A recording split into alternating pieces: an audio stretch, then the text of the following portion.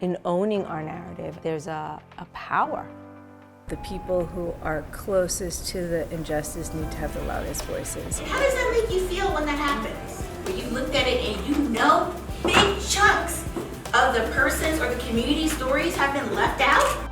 The Communications Fellows program is really about working with members of our communities to say your experience matters, your story matters, how you view the world, your truth matters, and the best person to tell that story, the best person to tell that truth is you.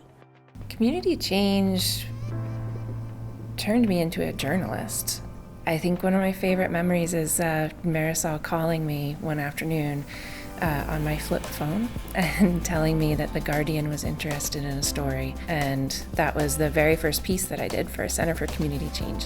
You need trusted messengers. You need people who are real people who have gone through or experienced something, whether they're an immigrant or a single mom struggling to make ends meet, to hear their stories and not to read just a number or some data, but to actually hear somebody's story is transformative.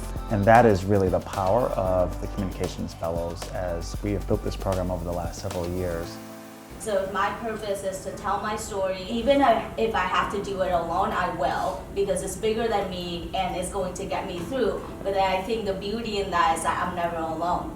We live in a remarkable time. We live in a time where you can write your own stories and create your own platforms. All you need is your phone to create amazing video or tell amazing podcast stories or take photos. But sometimes we don't always know how to do it.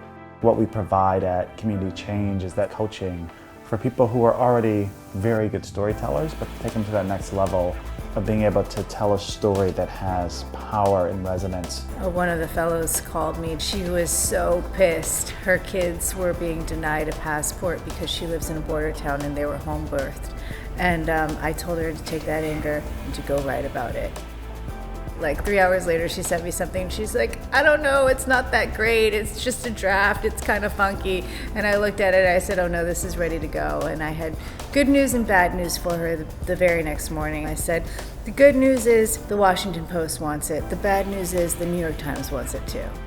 The fellows are a critical part of Community Change and Community Change Action's future. How we reinvent community organizing, building Black and immigrant power, building an electoral powerhouse with infrequent voters, particularly voters of color, and building a governing agenda that really helps and focuses on low-income communities, families that are struggling to get by. And so we'll continue to see the fellows in those spaces.